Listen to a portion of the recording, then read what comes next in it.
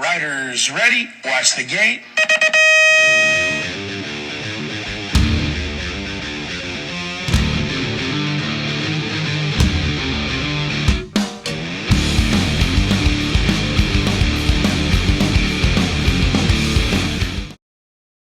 Look at UOEC and I both a buck. Yeah. Amy That's how Grips. that one worked. Amy Grips. Oh yeah, but what do you got? What do you got on the front end? Hollywood, what do you got? What am I rolling? Yeah. Hold on 1 second. Dirty knobs. There's nothing. He's got the there's nothing you can't do t-shirt. What do you got? What is that? Oh, there right. it is. See that? Mm-hmm. That's old school right there, man. It is, yeah. That's keeping it real. That's me going back to the way back in the day. I got the Dirty Fast. Yeah, I like this hat. I actually like it. I wear this hat a lot. I like it. yeah. I Good like color, it good fit. and it's like simple, right? That little Yeah. patch. I kind of like it. I like the way it looks on you. It matches everything that I wear. It's good. How about this? What do you got? Oh, wow. Keeping her legit. Dude, he's gonna love that, huh? Hey, we got one on tap, dude. This is a good one. Yeah. This is a good one. This is a guy we've been chasing, wanting to do. You know, he's never done anything like this. I know, dude. Hey, it's fitting that he lives up there, man. He's like Sasquatch.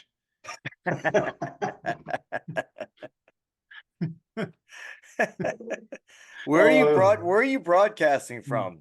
In a can? It sounds like it. No, you know what? I'm on the road. Yeah. I'm on the road. That's better. Okay, better. I didn't even realize that you took a picture of your room. Oh my gosh. He's had a couple of them like that. Look at this guy. I'm cheating. Unbelievable. I'm cheating. How about this guy we're bringing in tonight? We're lucky to get him. I really do. I really do feel like, there's some guests that, we know we're going to get and it's going to be fun. And there's some guests that we get and we go, ooh, I hope this turns out okay. Yeah. But this guest, I really feel like we're lucky to get him. We're lucky to get him. Yeah, I agree. He hasn't done any, right? Is this the first one, you think? I could ask him. We're going to have to ask him. I don't think he's done anything like this. Yeah, I don't think so. Dude, I mean, until he went to Frogtown, was it last year? Last year was, yeah. I think that's the first thing he ever did with Vintage BMX. Yeah, that is. I mean, he was a ghost. I mean, he was nowhere. Hardly anybody had heard from him or anything, man. He was busy doing. I think he's into custom cars and stuff, and he was doing that stuff, and just he was just non-BMXing, man. He was kind of living a life outside of the bike world. Yeah. I think I saw him, but I didn't get a chance to talk to him. He was looking good. Like slim, right? Like looking fit. Yeah. Yeah. Still in good shape, man. And taking care of himself, and yeah. Dude, he looked guy, like he was he looked like he was just about to get on the gate for Double A main. Dude, I know. Yeah, right? no, really. I mean, he looked in great shape. Like, fuck.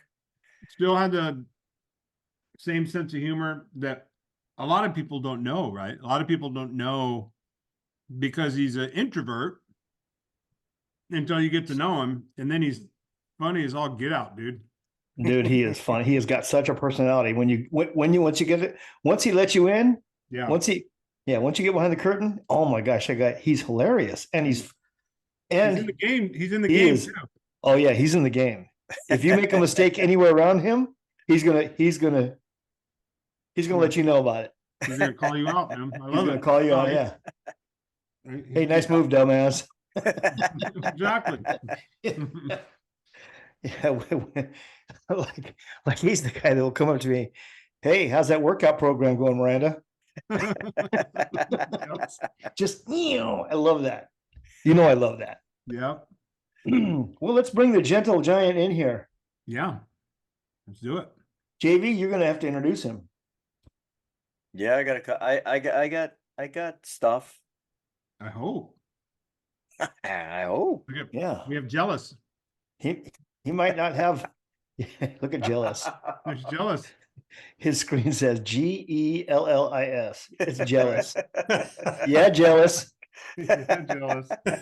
Is that Like your that. name? That's your rapper name, isn't it? That's right. I love it. Oh We man. kept you waiting a little bit. Sorry about that. Mike was late. I was That's all late. right. Are we on? Oh, we're on, baby. We're Oh, on and we're we're on. recording. Nice. Yeah. It's on, bro. How you guys doing? Yeah, Gary Ellis. You, dude, we got fish on, bro. We got the fish on the hook, bro. We've been fishing for this one for a while. We caught you. We took a caught while. one of those Washington salmons. I know. One of those- All right, let me turn you guys up. Whoa, What kind of sauce you want? dude. Dude, is that a picture behind you of where you go and bury those bodies up there? That's right. It's orange. Cherry cranberry sauce? Yeah, Right. dude. Look at this, boys. Are you putting your order in? What Oh, happened? come on. What do you talk easy so we can see it? Is that a hamburger? What It's is a that? hamburger, dude. Oh my gosh. They did hamburgers on the silver platter, bro. Dude, is that homemade hamburger? Did you make that Yeah. on like the grill or something? Yeah, on the grill, on the backyard. I Wow. actually got a little nervous when we first jumped on, like right when we jumped on, because I saw a big puff of smoke in my backyard. I was like, what the hell's going on? So yeah, somebody was throwing the cue down, bro. And it wasn't you. No, it wasn't me. No. Who was the guru of the barbecue tonight? I honestly think the wife was getting down Oh. on the mini barbecue we have back there. Nice. Yeah, She's manning the George Foreman. she is. Yeah, she's on the George Foreman, bro. The George Foreman. All right, I'm not seeing anything, fellas, Like What do you need people? to see? except Zoom. All I'm seeing is Zoom. I'm not seeing any of you. Okay. Well, let's see. Are you sure? Hey, hold on, Gary. Okay, can you see this? Gary, can you see this? Can you see Nope. this? All right. Okay. All right. I'm holding up one finger. I'm going to give you 4 guesses. Right That's not my in finger. the middle. Yep. That's not my finger. Those aren't May- pillows. Maybe across the top where it says view, go to show. All right, I here we don't go. know. we're Just good. guessing. All Got right. it? I can Whenever see you you get guys now. Yeah. Dude, Hey, the camera puts on 40 pounds, by the that's way. what it is. That Just what I it want is? you to know that. Just want to say that for the record. Yeah. Come on, man. No judgment. Come on, Lumberjack. Bro. Dude, we are so stoked you're on here. We got it. We're gonna JV will always start with, he's gonna tell you how good you really are. And then we'll tell you what we think of you. And then we'll go from there. JV, tell him, JV. All right. All right. For the listeners who might not know you that well, Gary Leo Ellis Jr. Yes. Did you know that, Mike? You did. I knew he was a junior. I didn't know about Leo. You didn't know the Yeah. Leo piece. But- Okay. Leo meaning lion, king of the That's jungle. right. That makes My- sense. That makes sense. My grandpa's name on my dad's side, obviously. Okay. Started racing in 1977 at the age of 11 when you saw a display of a bike at a car show and you asked your dad if you could race, and that's how you started. Some people that don't know your dad, Gary Leo Ellis Sr., who is also 1987 BMX Hall of Fame inductee Yes. for track operator. Yeah. The longest continuously operating track in the country. I didn't know that. That was good. Yeah, probably at that point in time. I don't know if things have changed since then, but yeah, he longtime track operator. Dude. Also, king of adventure travel. They didn't put that in here, but we know that one. Yeah, Yes. we all knew your dad from adventure travel. I mean, Yeah. He Talk to- took care of a lot of folks. Oh yeah. Oh yeah. you would talk to your dad twice a week, all Yeah. year long. Talk to your dad all the time. He was so Yeah. good. Hey, all you guys talked to my dad more than you did me. Oh, for sure. Absolutely. The envelope always showed up at Definitely the house. about more The critical envelope things. with the paper boarding, the Oh. paper. Yeah, Yes. yeah, like your boy- Yes. Showing your age. And I don't know if your dad said it to everybody, but he would always say, "Hey, Hollywood, don't lose those." Yep. I love it, dude. So good. All right, your first race bike was a Stingray, and your first race you got fourth place. Let's see. First national amateur win was at the age of 15 in Portland, Oregon in 1981. And your first sponsor was Pedal Pushers Bike Shop in 1979. You turned pro at the age of 17 in 1983. Sponsors, so far so good? So far so good, yeah. Okay. Amateur sponsors. Where are you grabbing this from? Something you probably put in Wikipedia. Wikipedia. I read Wikipedia, this was years ago, and apparently I owned a soccer team in Great Britain. Well, they took that out, or you edited that. Yeah. According to Wikipedia, Bobby Woods was a murderer in Texas. That's right. That's true. That's true. All right. Sponsors as an amateur: Pedal Pushers Bike Shop, 1979. Robinson Racing, 1979 to 1981.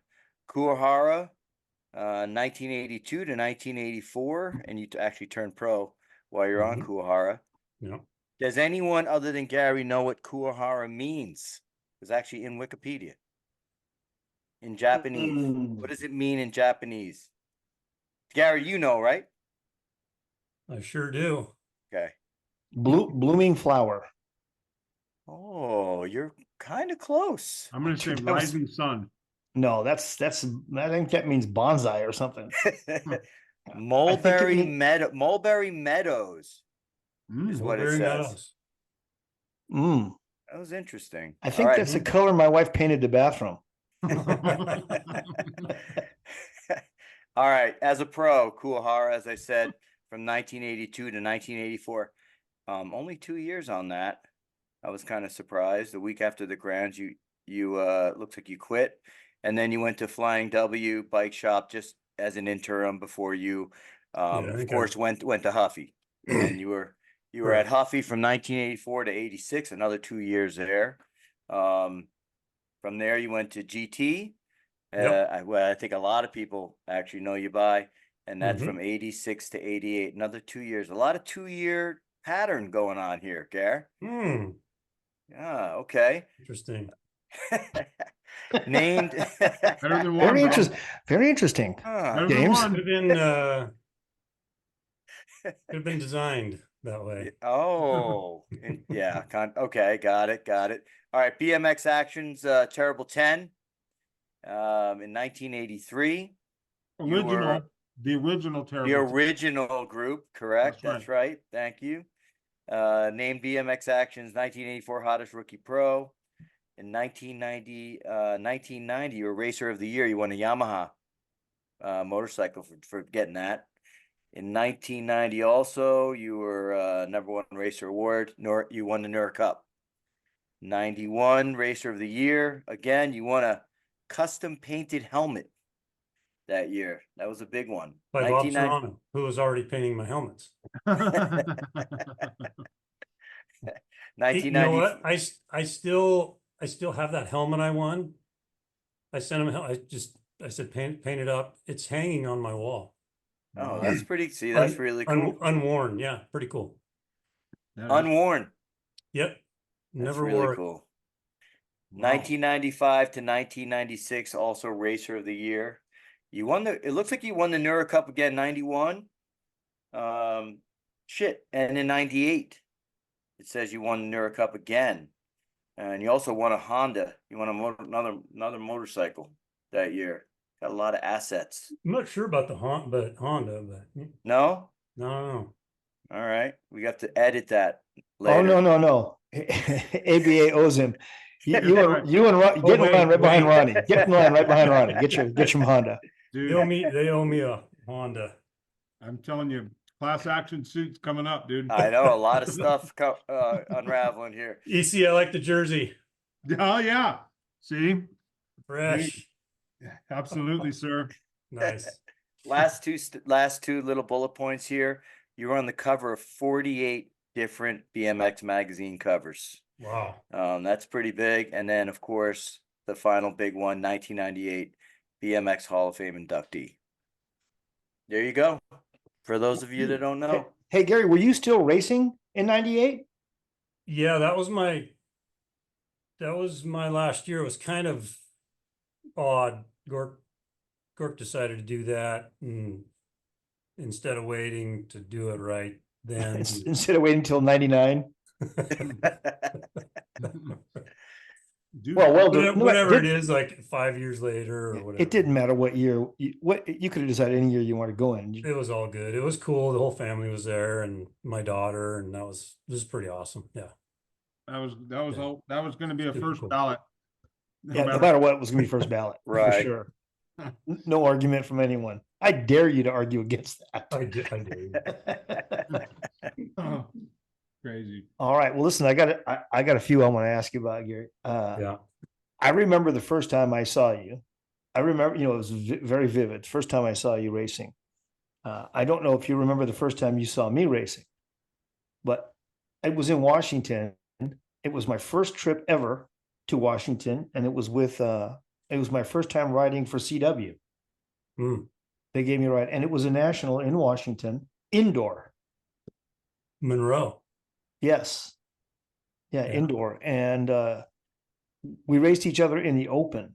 And I remember watching you. The first jump was peaky in the first race, short indoor ABA track, peaky first jump. Oh, yeah. Hard to get over. It was a little tricky. And I watched this kid was like 14 in the 14 and over open, was just pulling up super hard and getting over it like nobody's business. And I was like, who's this kid on Robinson? Holy cow. And I know you made the 14 and over main, and you were 14. I think you were 14 or 15. And man, you were so fast, and I want to tell you, the same style I noticed that day, that very first race, is the exact same style you had until 1999. Whenever you stopped racing, it was the exact same style. Yeah. You always had super efficient, you could move your bike. It just seemed like you could move your bike in a way that others couldn't. Out of the gate and over the first jump was always, in my mind, your strength. You could get out of the gate and get over the first jump at any track. And damn it, you could always win the main when you needed to. Dude, Hollywood, I can't, Gary, as you know, we don't, I only know that you were coming on to this one because he posted it early. Otherwise, I hardly ever even know who the guest is. And so, but Mike doesn't allow us to talk about anything on the advance. The only thing that can be talked about is JV goes on Wikipedia and gets information.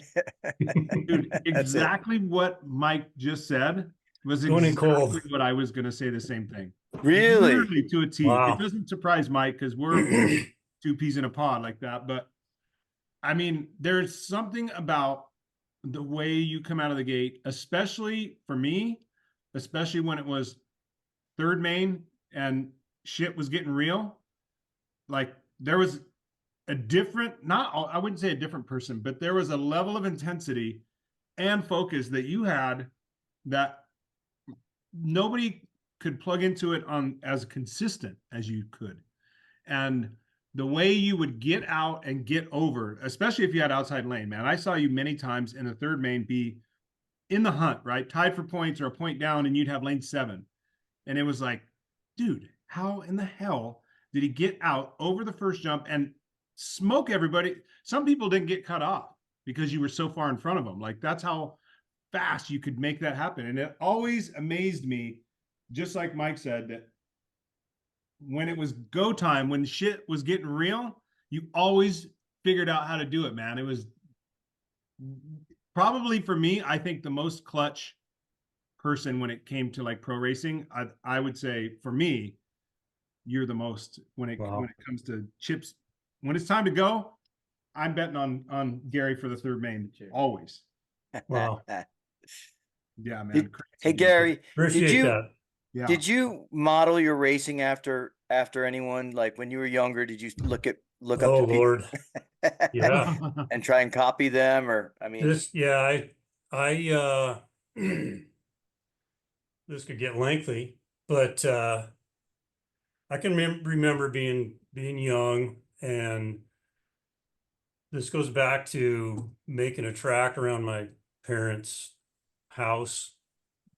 And fortunately, there was something in me that, first of all, I had some natural ability to race a BMX bike. Before I even started racing, I loved riding my bike.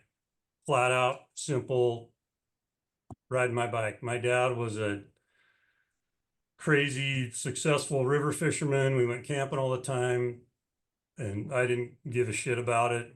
He would call me over and I'd land the fish and hand him the pole and go get back on my bike and go ride my bike. And so that's my mentality from very young was I dug it, loved it, and just loved BMX to the core. I would, even as a young kid, I would visualize, and most know that I was pretty mentally strong in this game. And I was visual when I was a little kid. Wow. Racing around the house and visualizing me beating Marty Enid, who was my best buddy growing up, who lived up the street. Because I was a little runt and I would get beat, and then it went from beating Marty then it was going down to Oregon and racing Daryl Young, and then I was visualizing beating Daryl, and then it was going farther and visualizing beating Pete Lonkarovich. And this was the young days. This was super young with, thinking about beating Marty, and then still young, Robinson days, wanting to beat Pete Lonkarovich and back in the TW days. Wow. So I was real visual even back then, which fortunate. And I just built it from there, and just. That's awesome. Did you look up to any pro? Sorry, Mike. Go ahead. That's exactly what I was going to ask. Oh, okay. Go ahead. That was exactly what I was going to ask. Listen, growing up where you did, yeah, you had to race, Marty Enid. And, he was probably the first guy, your first competition. But there were guys, there were pros up there. So did you ever have the opportunity? Guys, Bart McDaniels and Clarence Perry. Clarence. And his brother Chopper. Yeah. Anthony. Yeah. Yeah. You had some, there was some tough competition up in Washington back then. Yeah. It was a great program. Early on, it was interesting. This is going way back, 77. There was a Northwest BMX Association, and the guy who ran it was a flake. And you'd show up for a race and he wouldn't be there. So there wouldn't be anyone there to run the race. This goes into like 78. And then my dad got pissed off, and my dad and Walt Enid, Marty Enid's dad, they got together, they called up Ernie, and they started an NBA track. Wow. Down at the bottom of the hill where I lived, I could see the track from my bedroom window. No. Wow. Yeah. Nice. And my dad was real good at networking, and he knew some folks at a construction company nearby, and it was their property, and he asked if he could use it, and they said, yeah. And so, but that only lasted a couple of years before he went to River Valley down in Sumner. Yeah. But that's went into left field, but it was just about those early days of BMX up here were there were big strides being made in short amounts of time back then with BMX, with bikes,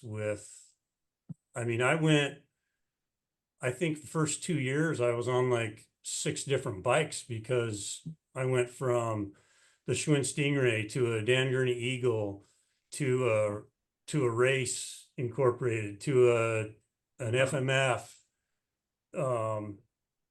But everything was happening fast back then, and companies were building bikes, and we were all figuring out what was what, and lighter was better, and just all that kind of stuff. That's a And big- then you big- slowed down to only changing every 2 years. Yeah, I know. Yeah.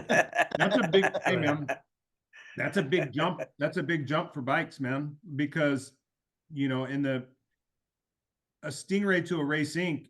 And that was, knowing your timeline and where you were when you got on Robinson, and your first national was only, I think, 3 or 4 years into your career. Dude, you went from a Stingray to a Race Inc. in like 2.5, 3 years. Mm. Oh yeah. That's a massive change, dude. But they were evolving fairly quickly, right? I mean, from the It late was. 70s through, the bikes were really starting to change. Yeah. Yeah. I started in 78 and yeah, there was definitely a massive shift from 78 to like 81, 82 was massive. Yeah. Yeah. I think it was 1980 was the first time I went to Washington. And I thought when we got up there, I swear we went back we left Southern California in 1980. And when we got to Washington, it was 1976 again. I was gonna say, did you take a step back in time? It was a big, because and I want to say the first time I saw people in Washington, and Gary Ellis was one of them, they were wearing these big bell-bottom pants. Oh yeah. Francisco riding gear. Come on. Yeah, and they were riding these gigantic bell-bottom pants. I was like, oh my God, these people look like they're on that show laughing. Wow. And the other thing I saw was a lot of riders up there wearing ProTech helmets. Yeah. Yeah. That was a big thing in Washington, those plastic was. ProTech helmets with the, just the straps on the ears. Yep. Yep. And it was serious. And I also noticed that nobody had any tan at all. Everybody was just blank white. And it was like, wow. I always make fun of Bart McDaniels when he wears shorts. I'd say, dude, you can see the blood coursing in the veins in your legs. I was see-throughs. He was more than white, he was see-through. True Washingtonian. Yeah, God, Bart that was guy fast, dude. Bart Man. was legit fast, man. Like so fast. Yeah. he spun, dude. He was like a damn sewing machine. I mean, If that guy took steroids and bulked up, oh my he God. would have been, Whoa. because Wow. Dude, the only problem with Bart was he was so light. I bet he weighed in the 130s. Oh yeah. He was well, Yeah. thinly. He was lean. and he went mountain biking too, man. He left Mhm. BMX and was gone for a while, didn't do anything, and then all of a sudden, man, my in-laws lived up there, and so they were starting to get into mountain bikes, and Cheese sent me a picture or something. He was like, maybe he might have called me, I don't know. He's like, dude, Rich was battling with Bart McDaniels in the final of the dual slalom. I'm like, what are you talking about? Somebody was a time machine. If It was Rich Houseman crazy, and Bart dude. McDaniels are racing, somebody's in a time machine. And Were they dude, wearing bell bottoms How'd and that happen? ProTech helmets? he did like a year or two on the Norbert circuit, and he was legit, dude. He was hard to beat, man. Like when I would see him coming up in the brackets, I'd be like, "Ooh, okay, I've got to focus if I'm going to put on," because he would start so fast, and if you weren't ready, man, he'd have a couple bike links on you that you had to get back, dude. He was no joke. Dude, if you think about it, if you look at Bart McDaniels and the way he was built as a mountain biker He was. Oh, or a featherweight 100%. boxer or Yeah. featherweight boxer. And then you look at the polar opposite. The polar opposite of pros in Washington I Oh, know. my. was Clarence Perry. Oh my, yeah. That guy was enormous, gigantic. He was gigantic. He was enormous, gigantic. He was enormous, gigantic. big person. With, but with a very pointy head with a ProTech helmet. You remember that? He was on the Sakai On team. Sakai. Yeah, on Sakai with a Yep. big, long, pointy head with a tiny plastic, like a plastic yarmulke for a helmet. Yeah, I was gonna say it's set like this on his head. It was, Oh, and man. I mean, so he would just stare at the gate and wait for just let it drop. Forget going with the gate, just let the gate drop, and then he would take off pedaling and pass everybody. It was just So strong. Unbelievably God, so he was strong. I strong. tell you what, dude, that strap on his helmet was working overtime, bro.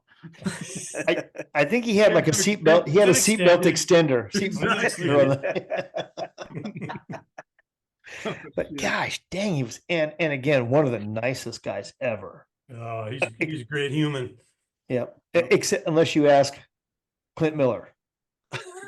No way. Do you remember Clint said he was the one guy he hated racing? He said he was the Yeah. it was Yeah. because the battles with Clint. Well, that leads me to another segue. Hey, Gary, I gotta know how did a guy with bell bottoms and a Protec end up on Robinson Racing? You know, that was a big help from my dad. Obviously, you guys, well, most everyone knows who knows. My dad was a big part of my racing, a big part of my career. In those early days, my dad was he was great at networking with BMX people, and with the key, Southern California, because that's where it was. Key Southern California people, and it all started with my dad and him helping me get my name out to specific people, and then getting a shot, getting a co-sponsorship deal, which was buying everything. But back then, it was an opportunity, and then showing up. Man, and you showed up. Showing up. You showed up. You showed up in a heart. I mean, next thing I know, you're this kid on Robinson from Washington that is in the 14 and over open and 14X and just clobbering people that were in the magazines already. And you were doing so good all the time at every race. You just did great. Dude, I love it, Gary. I love the simplicity of, and I showed up, dude. Well, I'm a real, and always have been, still am, always will be, just to keep it simple kind of guy. Yeah. I kept it simple. Part of me staying up in Washington was doing my own thing, not being around anyone else, and doing my own thing and not being affected by the SoCal scene or any of that. Not that, I mean, that's, people do things different ways, but that just wasn't, I mean, I even tried living down there. After a couple of months, I came back up here and Had enough of that shit. yeah, it was Those guys are crazy. I like going home and getting away from it. Well, and that's the thing, right? Because you're immersed in it. It was just, you were just immersed in it down here, right? And and it was just, it could be distracting as well, right? Because there's a lot of gossip, a lot of bantering back and forth, and like you said, the one thing you were really able to do though, still, I mean, I can remember talking amongst other pros and being like, like one of the rumors was, dude, he doesn't even take his bike out of his bike box when he goes home, man. He just leaves it, he just shows up and builds it from when he took it apart at the last national, and that shit, like, people were like, there's no way, man. Like, how in the hell is he doing that? And, it was like, oh, well, he's coming in rested, because he's not riding and stuff. And I was like, genius. And you were able to do it your way, right? Like, not everybody can do that and be away and the weather obviously is a factor. There were some times where I guarantee you weren't able to ride because it was just too damn cold and too damn wet. But Correct. Like you said, you were mental and you were visual, and I think you were able to flip the script on what should and shouldn't be functional in trying to be what you were, and you did it, dude. Yeah. But I kept it simple. I kept it efficient. Obviously I trained, obviously I rode, but it was very specific and very deliberate. And I don't know. Just Yeah, but you were deliberate, and you were deliberate in your racing style too. But people don't realize you could jump. well, I could. Yeah, and you could jump with style. I mean, I saw pictures, and then it wasn't until we went on I forget where we were on a tour together. I think it was Florida spring break. I think it was a spring break tour. It was on one of the tours where One of the we were spring break tours. Oh Lord. yeah, we'll leave part of those stories alone. Good thing But- we didn't have cell phones back then with phones on every with cameras and whatever. Oh no, yeah, those are incriminating. I think the Boys Gone Wild videos. Anyway, it was like in the between doing some clinic, and Gary was just jumping these big booming doubles and getting, wicked style. And I was like, well, where has he been hiding this? But I also have to say, it was kind of like your sense of humor.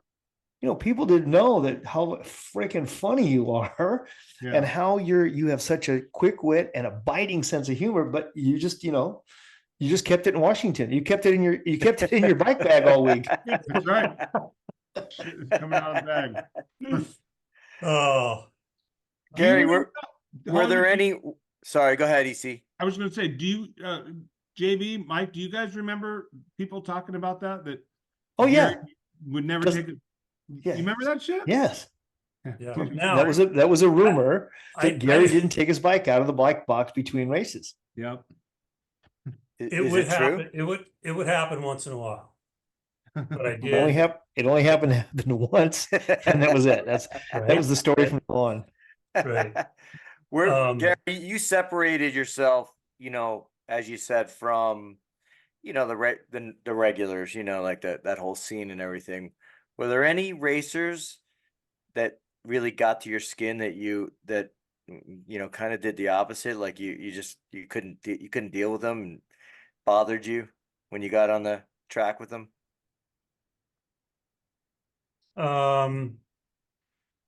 I mean, there were riders at times, different times. Thankfully I had a long career, so it was early on with even guys like Stu way back. I was this kid from Washington. I wasn't supposed to do what I did in BMX. It was especially way back then, and even when I was turning pro and all that, and I was I was from Washington. I wasn't supposed to do what I did, kind of a deal. But it was, I had my moments with shit. Just thinking about guys like Stu back in the day, Lonkarovich. There were times when there were riders, man, when they were freaking on, even like V-Dog at times. I remember he freaking drove me batshit crazy the one year that he just won everything. And V-Dog, by the way, is Steve Veltman. yeah, man. So don't there were times when riders were like, man, they had their time. And Well, man, when someone was on and had it bagged, it was flipping hard. What I think about, you said, using Stewart as an example, I think of when there's a team that has two pros, Dude. two or more pros, it has got to be some sort of extra level of pressure and having to perform. Unless there's some sort of, a different kind of relationship. But I think of like when you were on Kuwahara, Yeah. brother, you and Clint Miller, Yeah. you had two pros. So- and then you went to Huffy, and then it's you and Stewart. Freaking Stu. It gets hot in the Well, kitchen, bro. I have this deal where I was very, very fortunate, even going back to the Robinson days. So, and you guys know I was more of I observed more than I talked, but I would watch and I would learn, I would listen, and no one even really knew. But this goes back even when I was a kid on Robinson with Scott Clark and Bobby Woods. Yeah. And then I go to Kuwahara, and it's Lee Medlin and Clint Miller. And then I go to Huffy and it's freaking Stu. I'm on a team with Stu and Mikey King. Mikey King, yeah. Yeah. And then man, I have to admit, and with Hadley, team manager, it even goes back to Kundig on Kuhara, but man, when that Huffy team with Stu and Mikey and me and Romero, Dude. I really, especially, and it was Stu, I really learned how to be a pro at that point in time. I really with Stu, just observing Stu and what he was and how he went about it, and guidance from Hadley, who was a just super smart Dude, guy. wizard. Really, man. Yeah, hats that off was- to that Bob was- Hadley for sure. Hats off to Bob Hadley. Yeah, I have, man, that was, I learned a lot in that short amount of time with that Huffy situation. dude, I think, like for you being on the team with Stu, I remember you being on the team with Stu, and I remember that conundrum of two pros and stuff, and you were definitely you were rising. I wouldn't say that Stu was falling, but he was definitely he wasn't at his peak at that time. He was still going fast, but it was, he was definitely faster, like in his red line years, more than his Huffy years. But man, like I don't think it could be a better person for you to be under, because you guys are very similar in personality, Right. really similar. Introverted until until you get the keys to get through the gate, and then Until you're not. yeah, exactly. Well, you Until you have a rubber chicken strapped to your helmet, or that's right. Right. But you and Stu are both, I think, very similar, right? You're guarded, right? You're not good. Like, not everybody gets to come in to your world and be privy to having a conversation about personal things. It's just who you are as people. It's not good or bad. It's just who you are. But once you get past that, you guys are both actually really funny, really, like Mike said, quick-witted, great sense of humor, fun to be around. Like, it's cool. And like, I think that, like you said, now it makes sense, right? Now I'm going, oh yeah, totally. Why wouldn't he have? Of course he learned from Stu, and of course now you could see you just took, he was getting rid of the football, and you took that thing and ran with it, even farther than he had done. So wow, man, it's you talking about that is clicking things in my head. I'm like, Yeah. it's pretty wild. It's cool. Even I just the know. Huffy thing alone. I mean, I think we talked about it on a different show with Mikey on Huffy, right? It was kind of like, that's when the switch turned kind of for him, and right? Have, Like that have, just have number one pro, have one number one pro, he retires, have a number one pro, and then have Mikey come on a number one pro. Yeah. I mean, that's a good program. It was and- it was feeding. That Yeah. program was you guys were feeding off each other. It was Oh so clean. God, 100%. Yeah. It was super legit. There were moments like that where helped me become what I became in BMX, and completely fortunate to have those opportunities with those people doing this deal. Heck yeah, man. Well, how about this one, Gary? We had the same team manager. I don't know if you know that. We had a same team manager once. Not at the same time. Not at the same time. So No. Any guess? Kundig then? Yeah. Yeah.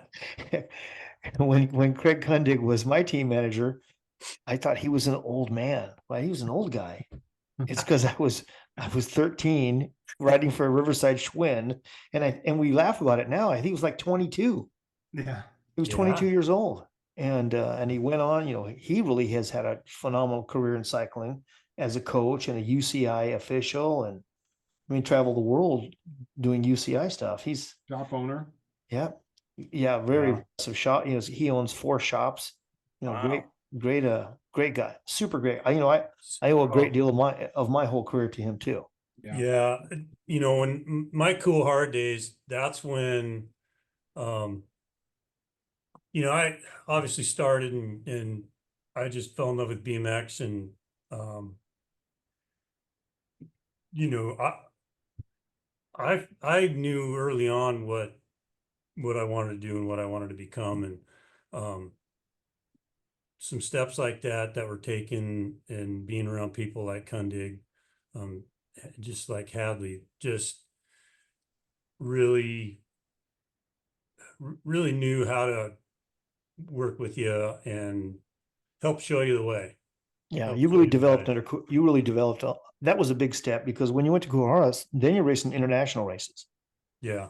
And that was a big step for you. And then like we talked about, then you went to the machine of Huffy, which is a great, phenomenal program. And then you end up what we call with the firm. The firm.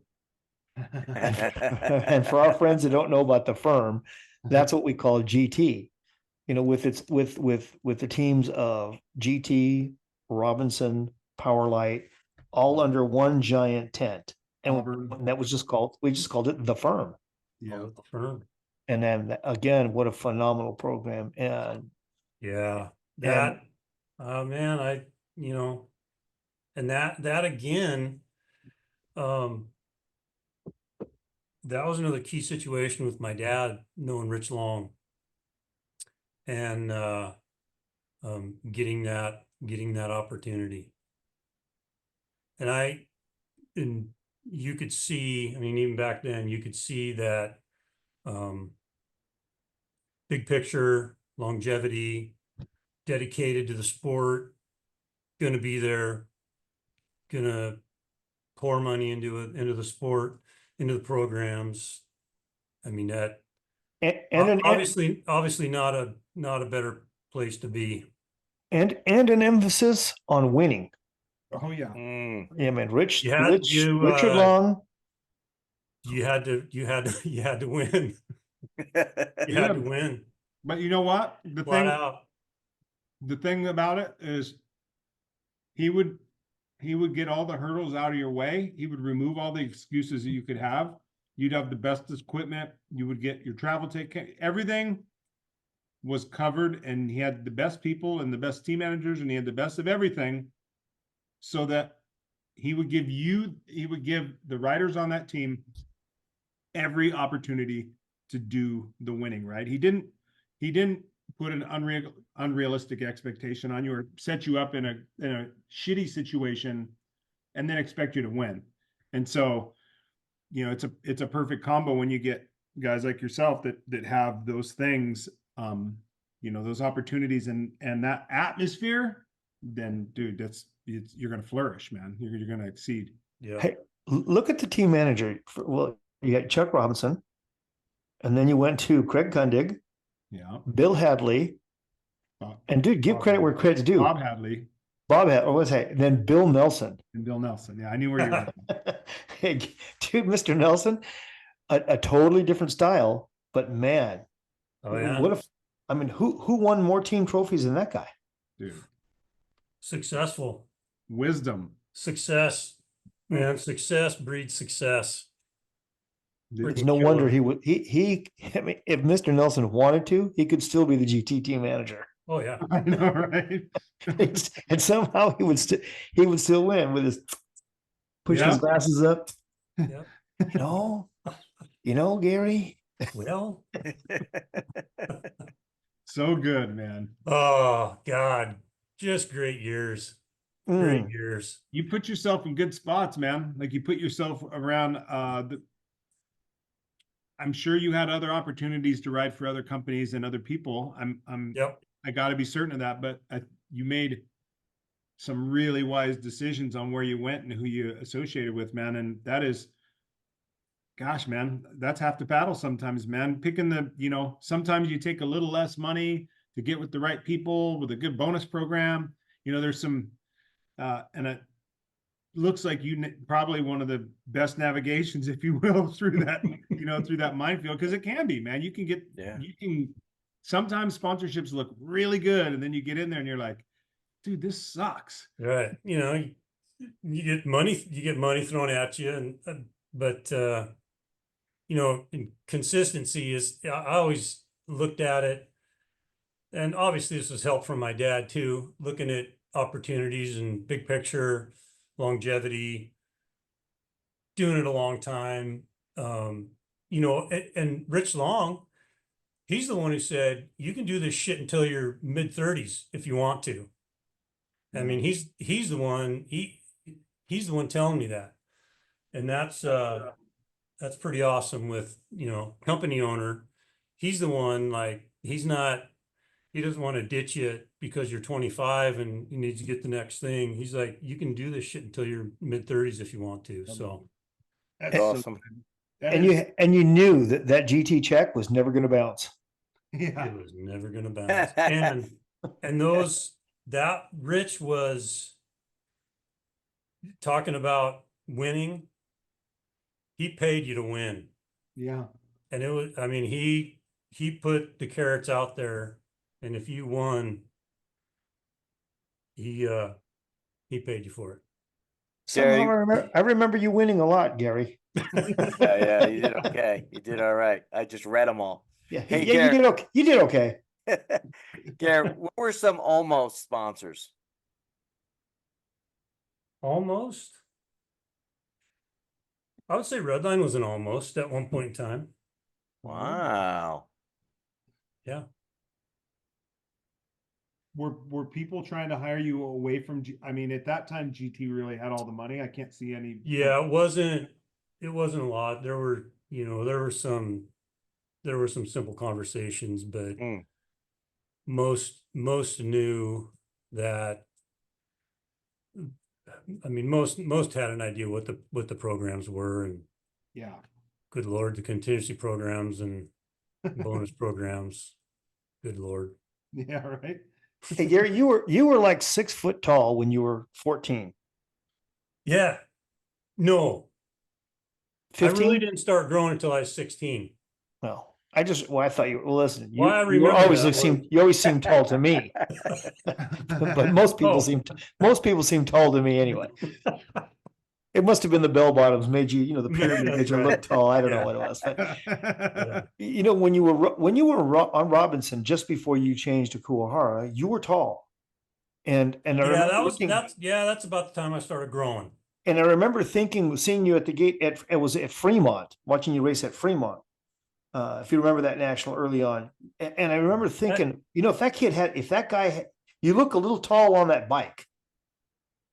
And then when you went to Kuwahara, suddenly and I don't know if they made a custom frame for you, but your frame, that bike fits you. It was longer. It fits you better. Yeah. And it seemed like that from think that point on, I think you we always had a played bigger around bike. A little bit with the Kuwahara. Yeah. Yeah. Howie Cohen, man. Good people. Treated And us how was well. that? How was that Kuwahara bike to ride? Was it stock? Yeah, it was. Oh, I think one of my laser lights was not stock, I believe, but that was kind of later and getting bigger. Initially, it was stock though. And then when you went to Huffy, I know that was not a stock Huffy No. from the department store. GT was building our Huffies, Yeah. and God, as the saying goes, it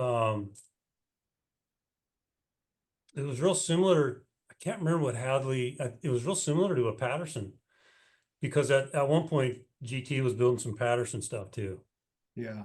I just figured that had to make the transition from Huffy to GT pretty simple. Because Yeah. and I know that you weren't riding bone stock GTs. No, I think I initially, I did, but obviously it was very short. I gave Craig Turner, Gary's son, recently I gave him my first prototype GT. Wow. Wow. What's really cool, I mean, he's like King GT Chromoly, right? it was interesting because the front triangle was the same. It was the rear triangle that we lengthened. Oh, wow. But Craig, Totally opposite of what I thought. right. And I look at it, I was looking at it and thinking about it. I'm like, this is just completely backwards. But there was like a 1/2 inch piece of tube that was dropped in on the top, chainstay down, just with a couple of welds on it, and then welded around the Wow. it was just kind of odd, but it was the first one. Wow. It was the first one. So yeah, that'd be pretty cool for him to have that. Yeah. That's a valuable Yeah. piece of BMX history, man. I can tell you Yeah. that. Yeah. Like, dude. Yeah. Lots of good stuff. I mean, what's interesting with me in GT was it all started in 86, like mid to late 86, all the way through 98. And think about all the changes within BMX within that time frame was just astronomical. Going from chromoly bikes that were too short all the way, when I was done, we were riding the box series, Easton tubing, just baller shit. Yeah, it's crazy, right? And the tracks too, man. If you think about like I'm thinking right now to 86 grands. That was a good grands for me. I went in AM title, but I remember that track distinctively in my head. And then going to the 98 grands, which was your last, and the difference in the track, the berms, the jumps, everything. Like that was a crazy, massive time of growth of the sport. And 12 years. And there was a downturn in there too, right? Remember when the industry kind of fell apart and kind of fell off, and that's when GT came in and saved it. Yeah. Man, that's crazy to think of the differences. Gary, I rode a GT. I never raced BMX for GT. I was on the mountain bike program. Yeah. But when I came back to racing in 93, I didn't have a bike. I was on I came back on Hyper. They didn't have a frame for me. They didn't have a frame. So I rode a Brackens. That thing I ended up cracking it. So Big E gave me a GT. And dude, I got my first AA win on a GT, and I couldn't believe how much better the frame was. It was bonkers, dude. I couldn't believe how, like, we put the bike together, I think on a Wednesday before the national, and the race was in Phoenix, and I ended up winning. I think I got second one day and won the other day at Black Mountain. And dude, the bike was phenomenal. So whatever you guys were doing, whatever you guys had done to the bike, dude, it was, I love that bike. And so I basically, Clay was telling me, you got to get off that thing. You got to get a Hyper. I'm like, I'm not getting off this thing until you make me a bike that feels like this. So, we went through some versions and ended up getting them, but we basically, in a nutshell, we copied the geometry. He welded tubes a little different to make it look different, but geometry was pretty much the same. Yeah. There was a lot of time spent, geometry, just lots of engineering, lots of eyes on it, lots of riders. Yeah. Talking about what needed to be done. Well, the R&D department there at GT2 was ridiculous, freaking right? Bonker, yeah. I mean, insane. When I know this was a little bit later. I got on to the GT mountain bike team in 98, so it was towards the end of your BMX career. But I know they had it before that, man, and they had a full blown in the back. I mean, at that time, Billy was actually welding for GT, so I could go back there, and I think he was welding for you towards the end of your career as well. You could ask him for anything. You could say, dude, I had an idea. I want to try a bottom bracket that's 2 inches taller. And he'd be like, sweet, dude, come back tomorrow. Right. That shit up on the adjustable jig. It was crazy how good the system was and the environment that they had created for Yeah, it you was, or riders to be able to win and test and do stuff. yeah. When I got my first box series, and I mean, we can talk about this stuff now, right? I effing hated it. Hey, hold the gate, Mr. Starter. We're going to take a short break and play a few new commercials. We're also going to tell you that we're going to announce the dates to the Dirty Fest 3. Oh, that's going to come out August the 2nd, Friday night. We're going to drop the bomb, let you guys know when, where, all the details for Dirty Fest 3. Finally, hey man, subscribe, like, do all that business. Helps us out. Yeah, buddy. Enjoy the rest of the show. Make sure you stick around for the outtakes at the very end. Tell them, JV. Hey, Dirty Knob fans around the world. Listen, John Salami here. I got humongous news for you guys. If you're a fan of Dirty Fest and you're a fan of Frogtown, well, I got news for you guys. You need to head over October 5th to New Jersey. I am going to organize the greatest festival on the East Coast. It's going to be at Central Jersey BMX in Howell. It's going to be a festival for the Northeast. Come on down, New York, Rhode Island, bring your accents, Connecticut, come on up from Virginia, bring your accent too. Listen, guys, it's going to be enormous. It is the Northeast Vintage BMX Festival, Central Jersey BMX in Howell. You guys have been to Howell. You know how to get there. I'm going to tell you, it's 2449 US 9 Highway in Howell. Okay. What's going on in the festival? Well, it's going to be awesome. We got autograph session with all our inductees. We have an exhibitors row. We have a foot down competition. We have a vintage BMX show, and we have a clinic. What are you gonna? Well, we're gonna bring old school guys and bring them on. Jason Richardson has committed to it. We're gonna bring these guys on to show the new school guys a couple things. Maybe clip out, take them out, whatever it may be. Then, what's going on after that? Well, it starts at 9, but about 5 o'clock when it's over, you're gonna say that was an epic event, East Coast. Let's do it again. But we're gonna all head over to the New Jersey BMX Hall of Fame. That's going to happen at the Battleground Country Club. The Battleground Country Club is located at 1 Coverhoven Road in Manalapan. Now, you might say, what's going on there? Well, if you were a pioneer and you were an old school guy from any part of the Northeast, I guarantee you want to come support this. We got superstars going into this Hall of Fame. We got inductees like Rich Farside, Sal Zuner, Jared Justice, Mark Lopez. So all these guys are going to get inducted into the Hall of Fame. We got special guests at the Hall of Fame, like that guy, Hollywood Mike Miranda. So, and I was told last night that somebody else, and I have not told Mike, and I will not tell Mike, is going to fly out as a special guest. Mike's going to be blown away when he sees him. Anyway, nor here nor there. So what is going on again, guys? Here's what's going on. October 5th, 2024. Central Jersey BMX in Howell, the Northeast Vintage BMX Festival. Now, after that, come on, everybody, let's head over and go to the first ever inaugural New Jersey BMX Hall of Fame. How do I go to these events? Well, it's easy. The spectators are free. If you go to the festival, you can mingle with all your old buddies. And then when you head over, make sure you have a ticket. Tickets are for the banquet. It's a full course meal, $90 a plate. People have been asking, how do we get tables? Can we get a table? Yeah, it's just like going to a prom. You meet all your buddies, you head over to the table. There'll be plenty of tables for everyone. Here's what we do. This is very important. If you want to go to the banquet, you can Zelle to the following number, 772-521-2348. That's how you get your tickets. Tickets are going fast. We got to get our numbers up. We got to tell them, hey, this is how many people are coming. So it's important that you act now. Okay, one more time. How do I go to these events? Drive to Howell. Drive to Central Jersey BMX like you did when you were 12.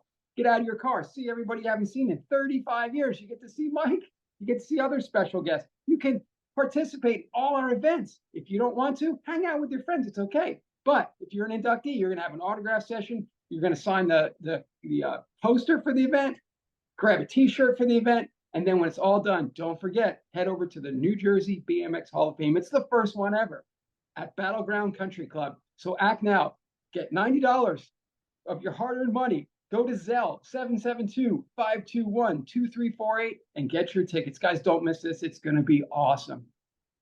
So, guys, if you want any information about any of these events and things going on, if you want to check in with what's going on with Mike or anybody around the country with their events, you can go to the BMX Legends Society page on Facebook and New Jersey BMX Hall of Fame Facebook page. You'll have all the information for all the events going around, not just mine, but everybody else's. So that's a good information source for all you guys.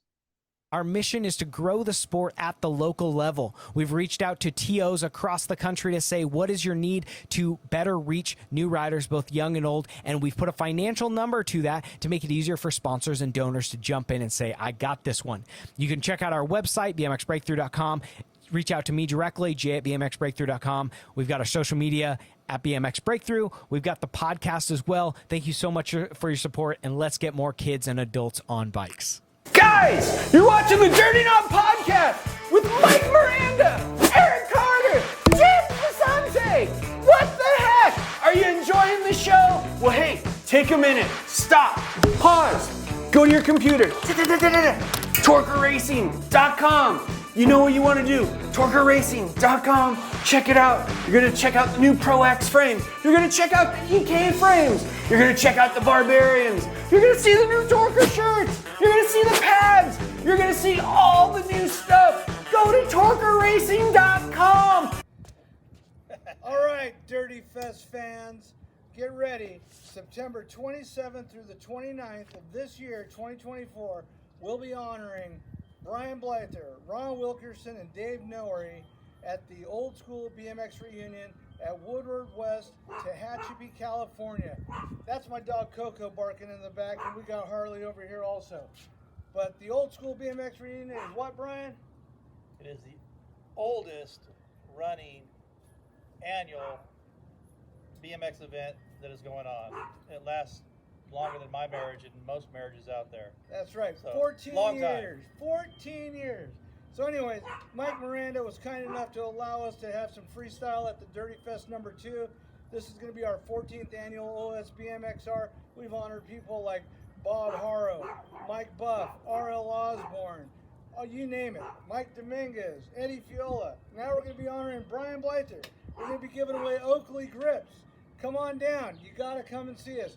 Go to our website at www.osbmxr.com and sign up now. Woodward, lots of bowls, lots of ramps, lots of dirt jumps. And just so you know, Fun stuff to do. we're freestylers, not racers. So it's not going to be come in your cleanest, nicest bikes. We're going to be drinking some beers. Right, Brian? Sure.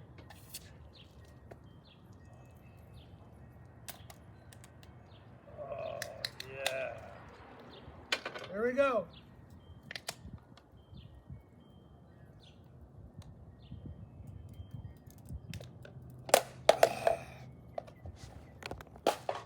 Woo! Woo! See you at the Old School Reunion. Yes, we will. Yeah. When I got my first box series, and I mean, we can talk about this stuff now, right? I effing hated it. Wow. Wow. But I Let it out, Gary. Let it out. I wrote it. I wrote it one weekend and pulled it back apart. Yeah. Pulled my bike apart. But we talked about what I wanted. I mean, it was just so it was so completely stiff. I was and I needed some flexibility. I came from the chromoly days when things did flex a little bit, this and that. So we talked about what, and everyone discussed about what they could do to that box series frame, to help with a little flexibility. And it's pretty cool because I have that first box frame, and I have the last silver one that I rode, which is like all the black ones that I rode after that. It was all the same. Yeah. But it's pretty cool to look at them side by side and look at the changes and what they did do, because they moved everything around. It's pretty cool. And in those days, that's Billy having a hand in being a rider and understanding what we're talking about and taking these things and moving they're moving everything forward on my rear triangle to help get a little flex back in there, and using, just using different, Easton tubing and whatnot. It was, Did they get it right on the first shot, or did it take a bunch of times? Just curious. it didn't take much. Wow. It didn't take much beyond that, because they knew they just needed to move everything forward and build some flex Really good. into it. Yeah. Isn't it Yeah. crazy to think? It's pretty crazy to think that you can do something that simple, right? Like, the way the box series was, and it had that circular tube that ran through on the chainstay. Yeah. And so, moving that forward, it even just a half an inch, man, is going to create, more leverage yeah. and twist. And that was one of the things about the older version prior to the box series. I think that's what I was on, and that's what I liked. It really hugged the ground really good, right? And at that time, BMX was still bumpy, and we still had dirt berms. Mhm. So, like that helped, right? Like it helped conform to the ground and track the ground, and gave you better corner speed. Where if your bike was too stiff at that time, it would chatter, it would skip across. Right. It was bumps. a little bit of, for lack of better words, a little bit of suspension, just having some flex, Right. by Right. giving a little bit. Yep, exactly. That's great. And I mean, like you said, what a great asset to have a guy like Billy, who was a very accomplished pro, and then was also the welder and the fabricator of all the prototype Yeah. stuff. I mean, And understood from a rider's point of view, understood what changes would make to make it. That's amazing. You That could part's- tell him, I want my bike to do this. yeah, And he knew what to change on the frame. You didn't have to tell him, I want to shorten this or lengthen this. You could just tell him what you wanted, and he would make your bike perform that way. It's pretty Crazy. outstanding. Yeah. So you, Well, you it wrote- was the years like mid 90s through those late 90s were just, man, 94 to 98. That went from chrome ollie into the aluminum stuff, into the box series stuff. What a great time.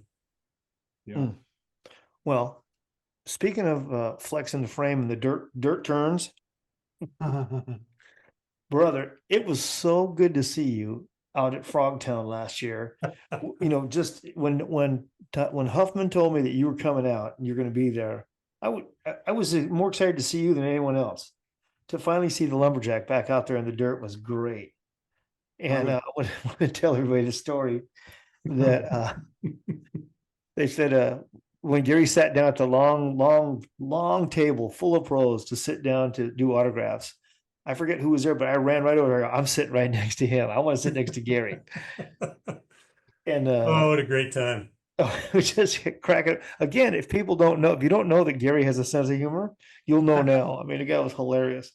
So then Huffman gave me a bag full of rubber bands, and Gary and I were supposed to, since we were towards the end, we were supposed to give the rubber bands to people to wrap their posters up and put the rubber band on. Well, Gary and I had a better idea. When people would walk away with their poster, Gary and I would shoot them from a distance with rubber bands.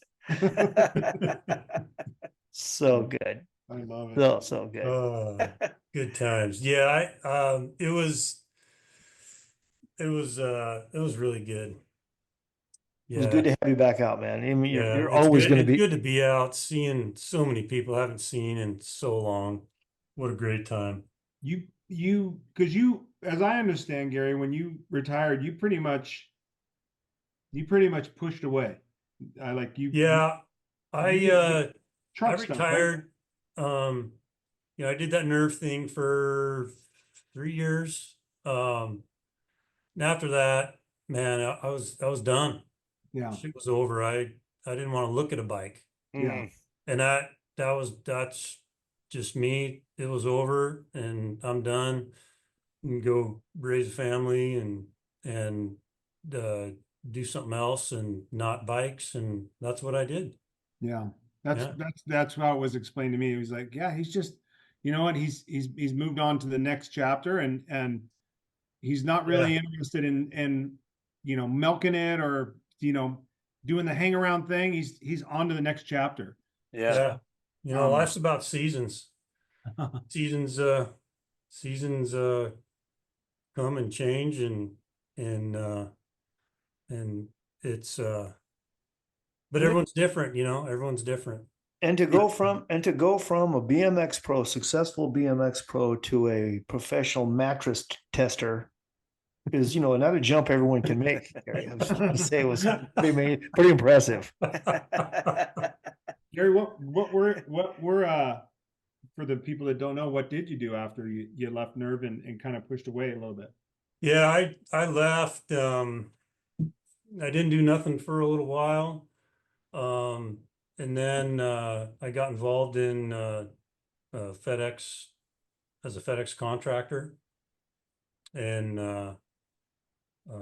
bought a route. I planned on buying multiple routes and just managing it. At a certain point in time, had enough routes and whatnot, but I'm a little rebellious in regards to just FedEx had their thumb on everything. Yeah. You're out, your money, your trucks, your time, but they told you how to do it, and I wasn't cool with that. So I was after 2 years, I was done with that. There was a couple of routes for sale. Yeah. There's a bit of a, I don't know, rebellious, but most know that I'm gonna do shit my way, and that's the way. And You know what it takes to win, and so you're going to do what it takes to win. yeah, And if the great part about being successful is it breeds success, and you know how to go about it. So yeah. When you said you disconnected from the race thing, I get that. Did you we talk about how this BMX was such a big part of us, growing up, that all of our friends are still our friends, basically. Did you disconnect a lot from friends, or were you still staying in touch with everybody? I did. Yeah. And that's the one I've, especially after a few years, I was so detached from BMX.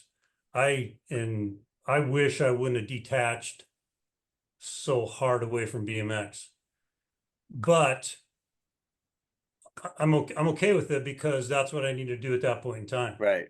I needed to detach. I still kept in contact with some, but certainly not all of my BMX friends. But again, man, life's about seasons, and I was on to my next season, and it's different game, different people doing different stuff. And, but I do wish I wouldn't have detached as hard as I did, but I needed to do it at that point in time. We're really glad you're back. Yeah. And I love that Charles and Greg Hill Charles Townsend, Greg Hill still send you the middle finger emojis. Oh yeah. Those two guys are probably the guys I communicate with most. Yeah.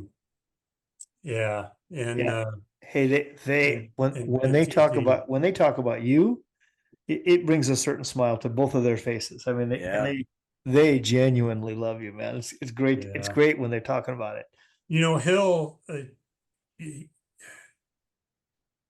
I was roommates with Hill for a long time, and I was roommates with Chuck for a long time, and there was always a pretty good amount of respect with Hill, and we genuinely liked each other.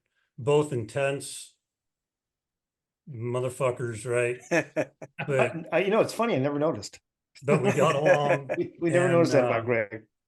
And Townsend was, he's freaking happy dude, the opposite of me, right? And that's part of what was so fun with rooming with him and just being friends with him, is just that opposite of, too intense at times, and dealing with guys like Chuck. So what a what a what a what a good road, man. Good times. So that leads to a big question here. You've Big had a question. lot of teammates, you've had a lot of roommates. Yeah. Best and worst teammate. Best teammate. I would think that's the hard one to answer. Yeah. I have two tops. Because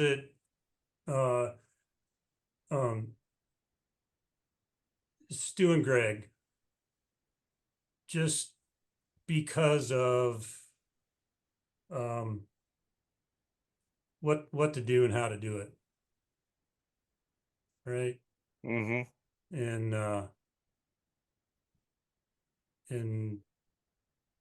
it had a major effect on my career. Just Could see being around those two. Wealth of knowledge there with both Right. of those guys, right? Man. They've been You know, at it for especially Hill, because it was a longer tenure being around him. Yeah. And being close, being roommates, and you know, we're both intense, but Hill and I go about things different. But you know, I was always eyes and ears about who did what and how they did it, and always taking something and you know, trying to help myself and make myself better. Okay, well, we don't dodge it. Come on. Now we want to know. I don't have a good answer for the worst teammate. Well, just name some then. We'll help you. We'll help you narrow it down. You just give us your top 20 and we'll tell you who they are. Top 20.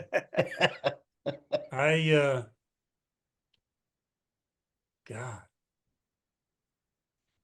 Could be Mikey. How many dinners did you buy him when he forgot his wallet?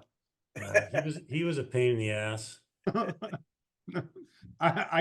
We all get along with Mikey. I'm just being Yeah. prankster with him. But notorious for he was notorious for the wallet. Dude, fucking short arms. Short arms. Ever get in a fight in the pits? No. You know, argument. I got close. This is funny. Because I Sean Texas, he was a monster, right? He probably would have killed me, right? But yeah, if you're gonna fight somebody, go ahead and just pick the hugest guy, the biggest guy in BMX.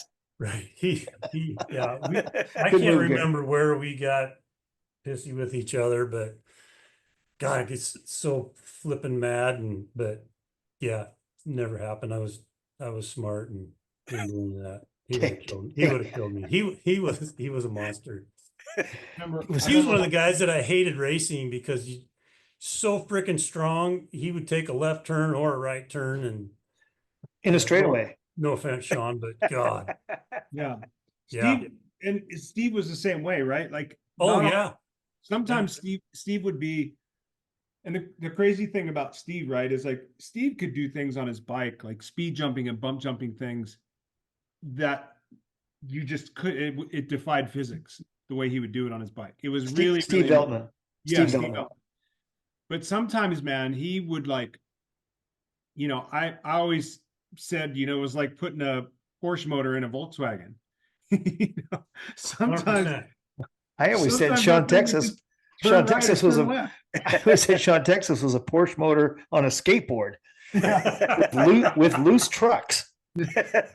So it's, you know, like I remember, I don't know what race it was, but I know there was a race where you and Steve, and I think it was the year that Steve was you know, he was having that phenomenal year. I think he won 13 races that year or something. He was just kicking our ass. Yeah. And he had it figured out. And but there was a race, I think you may have had his number on that weekend, and he crashed in front of you. He just blew up. And I remember you getting up and I was like, you were like, you could see the disgust in your, like the way you picked up the bike and stuff, but you always kept your cool. I never saw you lose your cool. I never saw you at the finish line. I mean, dude, I couldn't, man. I would always, my temper would get the best of me. I was kicking John Person in the head and doing stupid shit. I tried to fight Hans Nielsen. You never lost your cool, dude. You always had the poker face. And even though you could tell there was frustration when you were picking your bike up and stuff, it was like, nope, I'm not going to let him see me that way. You never did that, man. And I always noticed that about you and the way you held yourself in every situation. And I wished that I had that composure. Yeah. I don't know. Probably part of how I rolled, I guess. Part of that discipline factor that I carried. It was good. It was good. Yeah. I owe you an apology, man. There was a race that we were at, and man, it killed me. And I don't know if I talked to you after the race. I genuinely felt really, really bad, man. And it was at World Champs in Waterford Oaks. And we were in the quarter, and I think Wilco was in our quarter. I think it was Wilco. It was one of the Dutch riders. He was in third, you were in fourth, and I was in fifth. And whoever was in front was slowing the pack up. Yeah, I remember that getting sloppy.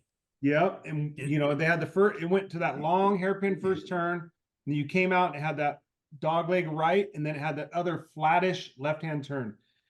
And I came into that corner and I had a lot of speed. And I was like, dude, I'm going faster than Gary right now. And I was like, well, two reasons. One, I don't want to pass Gary and then have him blow past me down the last straightaway, because that's probably what's going to happen. So, dude, I dove. Instead of just trying to pass you, I dove and I literally tried to clean out Wilco and blow him off the track. I was like, I'm going to clean him out. I'm going to get into third. Gary's going to be in fourth. We're going to make it to the next round. Dude, I bounced off him and I fell in front of you and took your worlds away. And I was like, yeah, fucking dumb shit, dude. I was disgusted with myself for that. So I owe you an apology on that one. Well, thanks. I certainly didn't carry that as something that you did. Because it was just a racing incident. Yeah. It was a racing incident, and technically I didn't do anything to you, but I was so mad that I didn't, I got impatient. I remember that being so freaking pissed off because it was in the USA. That's right. Yeah. Yeah. And that's what I felt. Cause I don't know. I don't know if I was going fast enough to win that weekend. Like, if you're on or you're not. Yeah. I was not, you were going quick. Danny was going really fast. I don't think I was world quick that weekend though. I can remember that being I remember being a little off there. Well, you were in fourth in the quarter at World, so yeah. I was normal for me to be swimming upstream. I did that. You didn't swim upstream, dude. You were always out front. So he was the lead salmon. Exactly. You were the jamming salmon. Yeah. Danny and Howie, Anthony Way, were the two fast guys. Yeah. They were. Yeah. It was. I was happy for Danny that race that weekend. And Hayden pulled one out of his butt in the main. Hayden got second, and him and Danny were bumping in the corners for the title. Hayden surprised everybody with I ran across the video of that just, I don't know, within the last probably 6 weeks and watched that again. Yeah, it was pretty intense. Cool. Hey, speaking of Anthony Howie Way, I heard from him this week. He's coming to Dirty Fest. Is he really? He's coming to Dirty Fest. Nice. Yeah, can't wait to see the guy. That's awesome. Yeah, they Anthony and Paul Adams, who was the Robinson rider. Oh, no kidding. Yeah, I don't know if Paul's coming. I don't know if Paul's coming, but I know Anthony is. But those two guys, I remember they reached out to me a long time ago, and they said, "Hey, mate, we're coming to the States. can we stay at your place? And I was like, yeah, of course, man. Come over. Stay for the week. Stay for the week. Anyway, 2 months later, 2 months later, they were living it up in Newport Beach. It was great. Right on. Hey, Lumberjack, Yo. listen, I hope you know that you're such a huge hero to so many people because you did it for so long. You know, you said that having Greg and Stu as great roommates because they were, a super positive influence, and you had so many good team managers too to help you along the way. But you have to know that a guy like you who races at the level you did for so long at that highest level and just continued to win. And like EC said, dude, at Mr. Clutch, when you absolutely had to, you won. Yeah, You have to know that you influenced a lot of people. I was just gonna say, imagine how many kids you influenced. It's awesome. Amazing.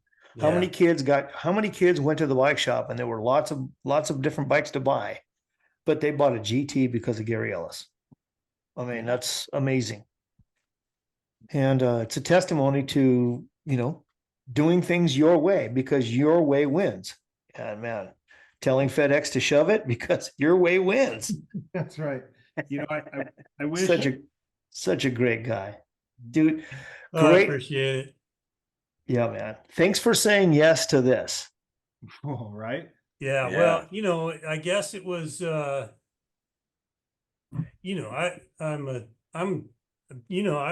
like you were talking about, I'm a pretty personal guy and keep things close to the vest and pretty tight-lipped and all that, but until I'm not, but squeaky wheel got the grease on this one. Dude, it was like And Gary, you've not done one of these before, right? No. Yeah. So And I got my wife in my ear going, just do it. I love it. On my tell her the check's in the mail. checks in the mail.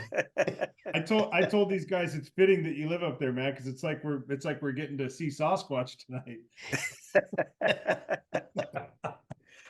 But listen, it makes it extra special that it's you.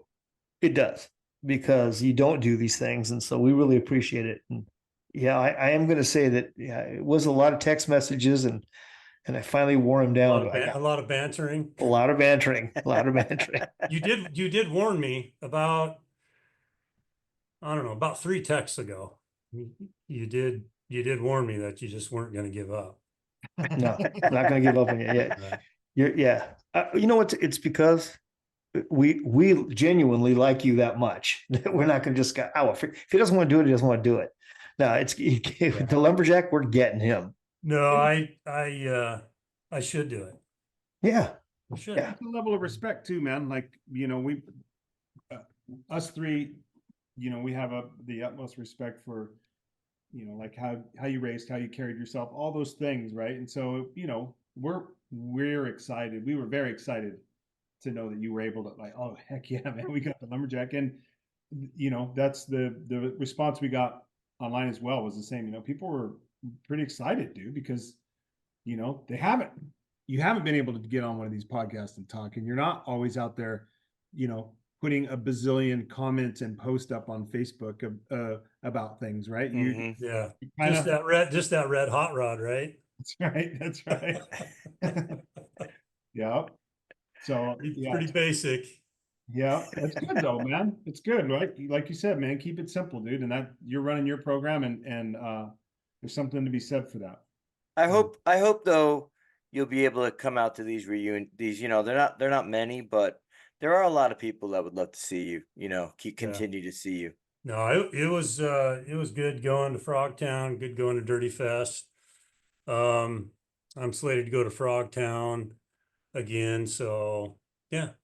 Well, it was good time, good. I just a lot of friends, man, and a lot of people we hadn't seen in a lot of years, so it's a good time. We hope you'll come back to Dirty Fest. I know Anthony Howie Way will be glad to see you. And if you need some help with travel, I mean, I'm sure I've got a card in the Rolodex for That's right. I'll mail you your boarding passes in an envelope. Don't lose these. Don't lose me. I just wonder if he wrote that on everybody's boarding pass or just mine. Just yours, Mike. Just yours. Yeah. Yeah. Dude, your pops was awesome, dude. Such a good guy, man. And I would argue maybe your second biggest fan behind your mom. Yeah. Yeah. Very, We were very special, dude. And you know what I really love? I'll tell you, Gary. You know, Corky has a lot of videos. Yeah. And obviously he was filming you because you guys were local to Washington. And even though you weren't on the same team, dude, they show so many videos of you winning races, winning titles, and then it's so awesome. And I'm sure it's special for you. Corky Sr., I believe, was filming, and he had the presence of mind to pan the camera over to your family in the crowd, dude. Yeah. Dude, it chokes me up. Yeah. It's Yeah, so good, dude. And people that knew your parents and people that know how tight your unit was, dude. Yeah, man. Awesome. You guys know it takes a small village. I had God, from my dad getting pissed off that the track operators weren't showing up to race to fucking run the race, saying, well, I'm going to do this shit and I'll show up. And he did. And he ran one of the longest programs in ABA at that point in time. But it was such,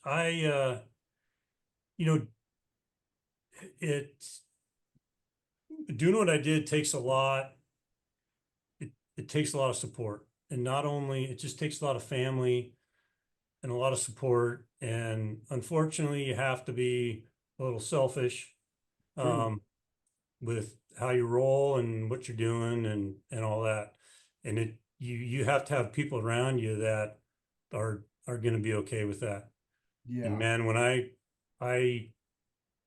had the ultimate group of people with family and sponsors I didn't have to worry about shit, just go win races. Yeah. And that was golden. Yeah, it was there was nobody anytime you won a race, and even if you didn't win, but when you won a race, there was nobody in that crowd that they were the proudest. And you could just see it on the face. So it was, anyways, man, I get emotional talking about it. I don't want to get you going as well, man, but I didn't want us to get through this without paying a little bit of respect and homage to your parents because of how special that was. Yeah. Yeah. They did a lot for a lot of people in this sport, and that's awesome. Yep. Yeah. Yep. What's awesome is wrote notes on my boarding passes. Wrote notes on the boarding. I said, "Yep, they wrote notes on my boarding passes for me." That's how personal it was. It was personal, absolutely personal. Gary, thanks for being part of our family, brother. All right. Yep. I appreciate it, guys. Tell your wife thank you. They will do. Hey, buddy. All right. Looking forward to seeing you at Frogtown, buddy. Yeah, we'll see you soon. We'll see you soon. there. Well, I hope you enjoyed that one, you bunch of dirty knobs. Hey, this is John Cruz. No, we're not having an earthquake. I have Parkinson's. What do you think of that, Michael? We ought to pitch in and get you a gimbal. That would be nice. But seriously, this is John Cruz, and I obviously have something going on, and I was diagnosed with Parkinson's 20 years ago this year, actually. So I've chosen the Davis Phinney Foundation over the years to be my voice for Parkinson's. If you're not familiar with the Davis Phinney Foundation, Davis Phinney is one of the winningest cyclists in American history. He's the roadie, if you guys remember those roadies out there. all that lycra and stuff. But he is just a great man. When he was diagnosed with Parkinson's, he decided to make a difference in people's lives. And his choice was to start a foundation. And that foundation obviously wishes for a cure for Parkinson's, because there is no cure at this time. But they recognize that you have to live with Parkinson's, and your caregivers are having to live and take care of us.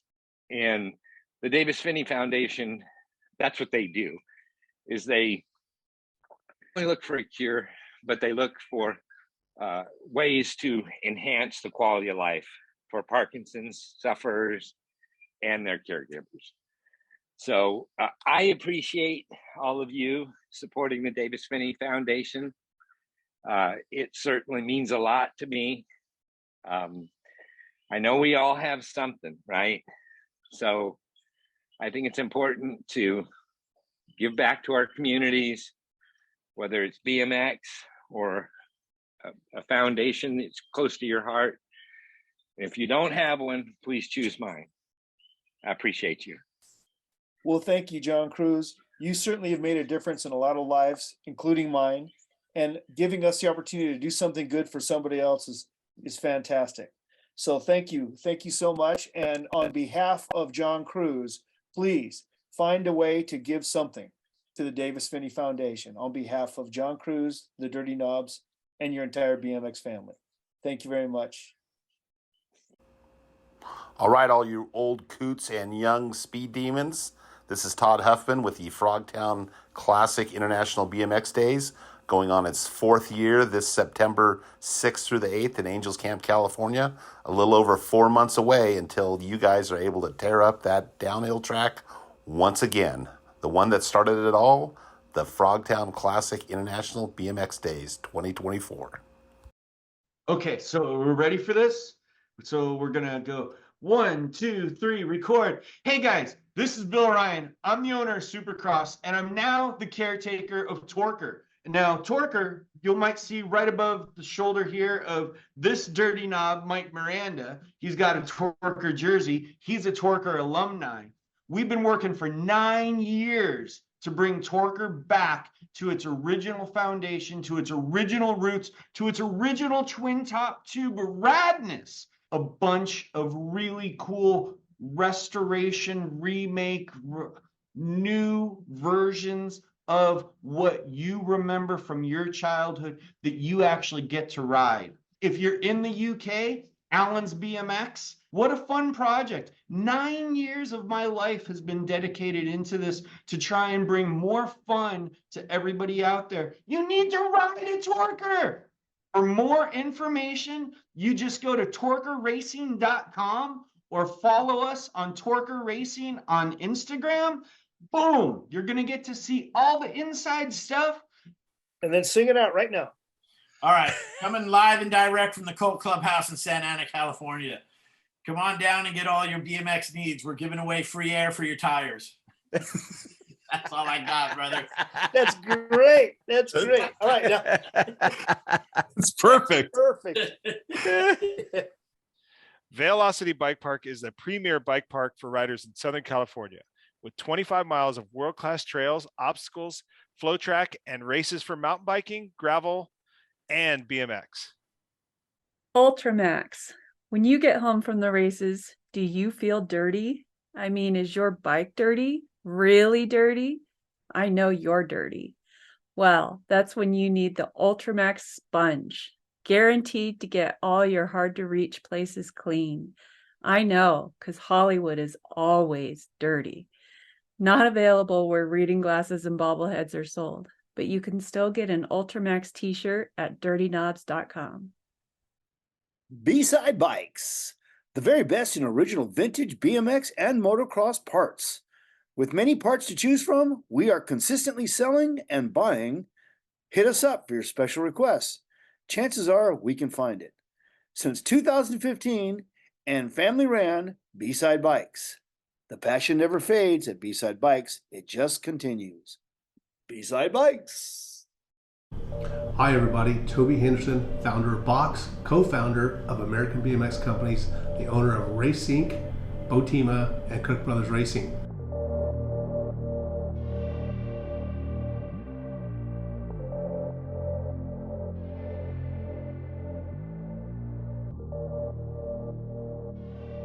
We brought these two companies together to bring you the best quality product you can get for a BMX bike.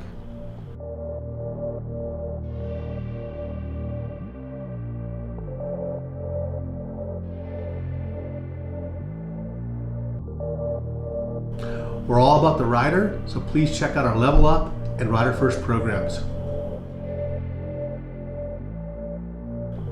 See you at the track. ODI Grips, the world leader in grip technology, home of the lock-on grip system.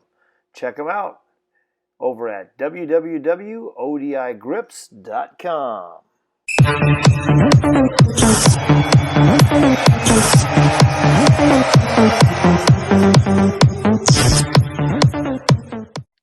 4416 Designs commercial. Take one.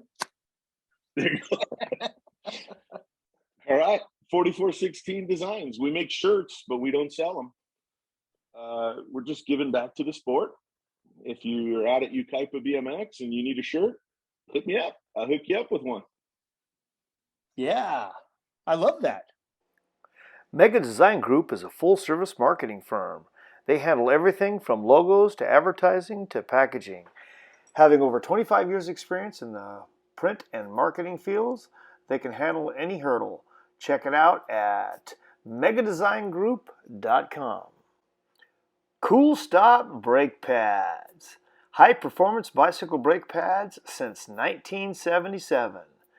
Check them out at coolstop.com. That's KOOLSTOP.com.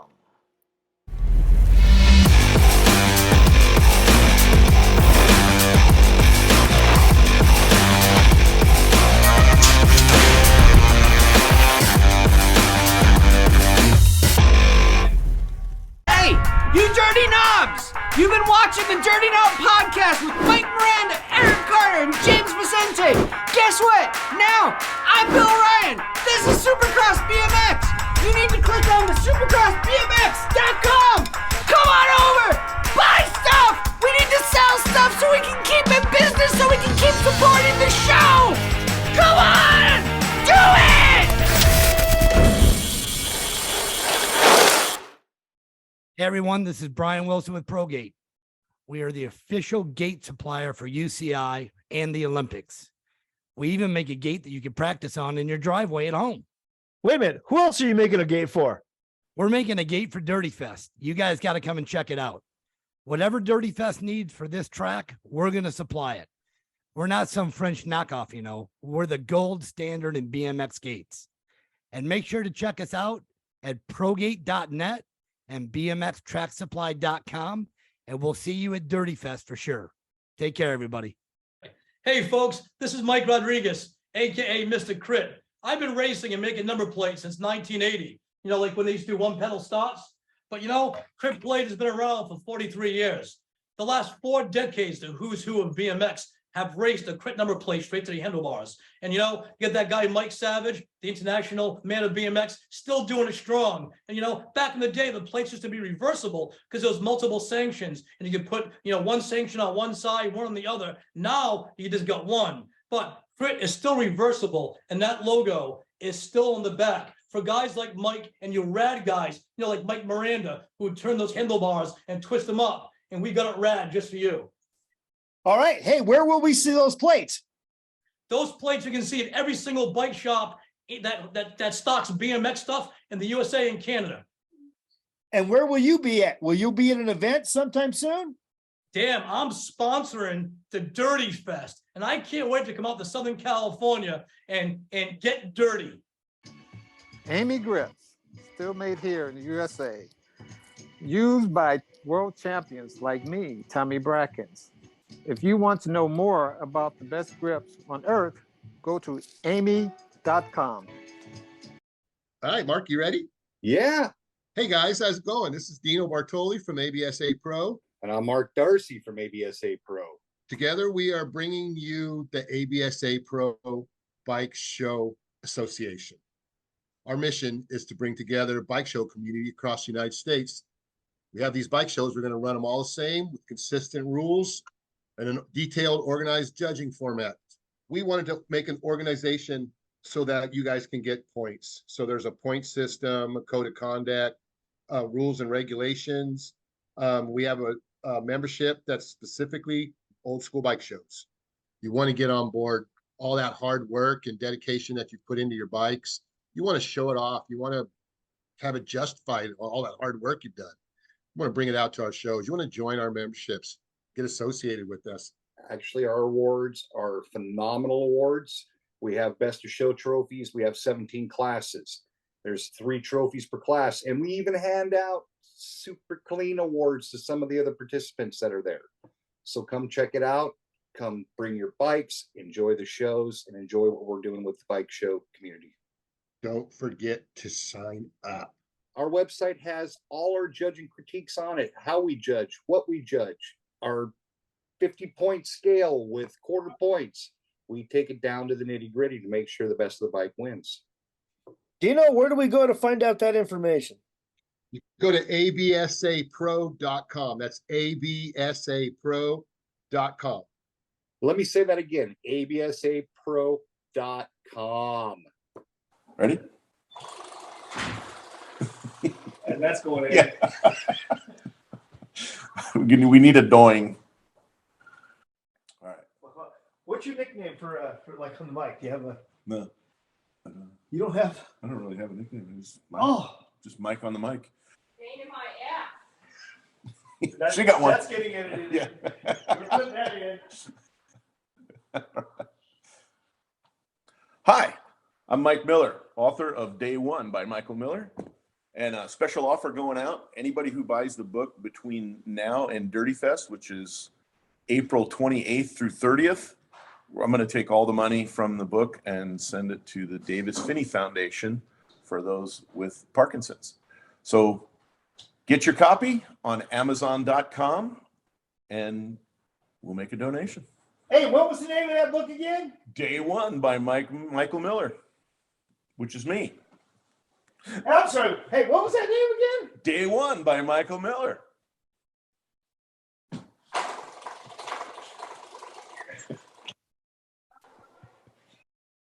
Hey, support the podcasts that support us, our friends. The fine folks over there at All Things BMX, which is our favorite Wednesday night live podcast, as you know.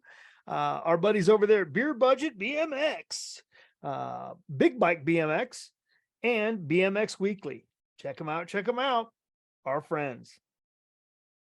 What's up, everybody? It's your friend Isaac from Big Bike BMX, and I've got a podcast with my best friend, 80s BMX Craig. Yep. And guess what, you guys? If you have enjoyed your time here on the Dirty Knobs podcast, we'd love for you guys to come over and hang out with us at Big Bike BMX, where we've got all your old school legends and BMX from the past and today at Big Bike BMX. Isaac, come check us out. We'd love the opportunity to win you over. And if not, hey, it's just another place to talk about BMX with your grimy friends. It's fun. Hey, Dale Holmes, I want to tell you something. One of my favorite podcasts that I never miss is BMX Weekly. Even though it has an accent, I still love it. Cheers, Mike. You can get all the podcasts on bmxweekly.com. Old school, mid school, today's school. Check it out. Yeah, BMX Weekly. Hey, here we go. Hey, Beer Budget BMX, baby. Coming at you live from the Beer Budget studios over here at the Hack Shack Quarantine. Oh, man, we're coming in hotter than Satan's nutsack. Yeah, we are dirtier than an Alabama strip club where reclass pros go and get lap dances by their half-sister. Yeah, the only show that'll make you second-guess your life choices like a Amish on an e-bike. Hey, if you guys enjoy what you just listened to, make sure you tune in every Wednesday night to the All Things BMX show, the only live streaming podcast show in the game right now. Even ask Mike. He's been on. Vicente's been on. Still waiting for that other guy to come on the show. You can find us on YouTube, Twitch, and Facebook. And you can also find us at allthingsbmxshow.com.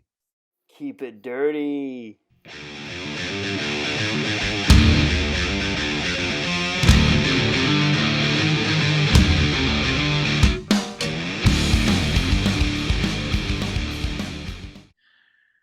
ready? People are going to be calling in. I was like, yeah.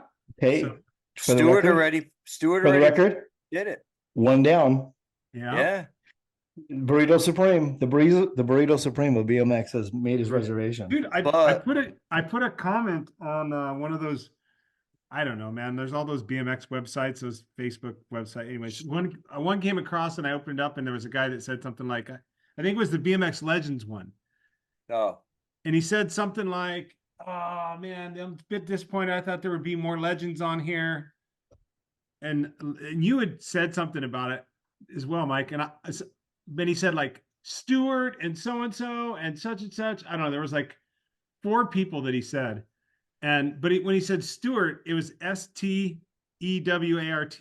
So did you see what I sent? There you go. I sent a picture of the Stewart cream sodas. That's because that's how you spell it. He spelled Stewart. Yeah. He spelled Stewart wrong. Dude, you know what I said? I said, are we talking? What did I say? I said, are we talking about?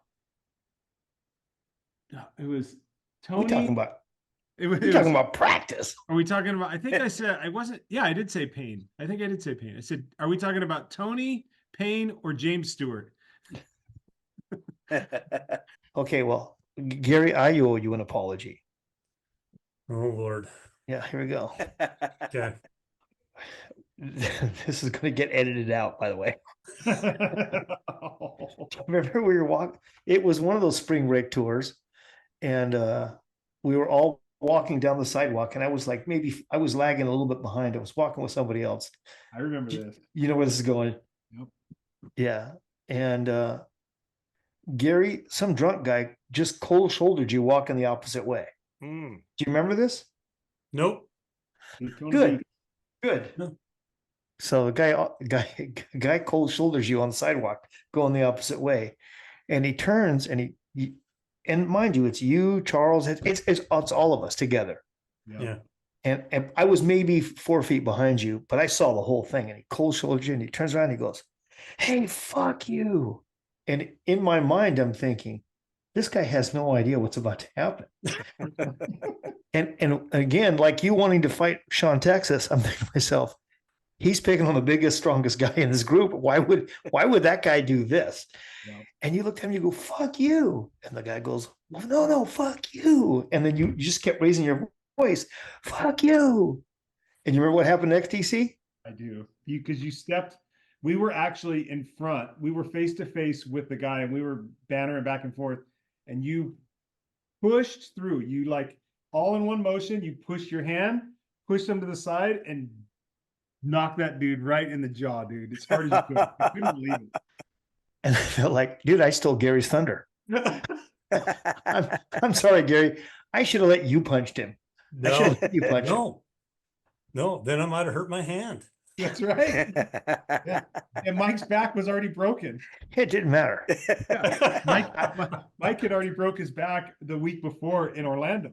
Oh my God. I just was like, "Fuck you, fuck you." I go, "Well, let's just put an end to this argument." Let's just put an end to this. Yeah. Part of the seas, dude. You literally Good job. You literally pushed us to the side and made a little channel between us and swung right at the same time. It was crazy, dude. And that guy didn't go down. No, but I can tell you this. Yeah, the lights were off. Yeah, the lights were off, and his jaw broke because his jaw broke. It wasn't the first time I broke someone's jaw. Anyway, I felt it crunch and moved back. I was like, "Oh, he's going to have mashed potatoes tomorrow." Ouch. Anyway, hey, back to the reality. All right. All good, clean fun, boys. Good, clean fun. Good, clean fun. Oh man. Oh shit. All right, Gary. Thank you, buddy. All right, you're welcome, man. Thanks. Thank you, Gary. Thanks All for right, pushing me. Thanks for pushing me to do it. Yeah, man. Gary, we'll see you in Frogtown, man. Can't wait to see you, bud. All right, we'll see you there. You old mattress tester, you. I'm in the biz, I got to see things. No, yeah. I like the way you have it like it's sort of a mix between a UFO and your mother's basement.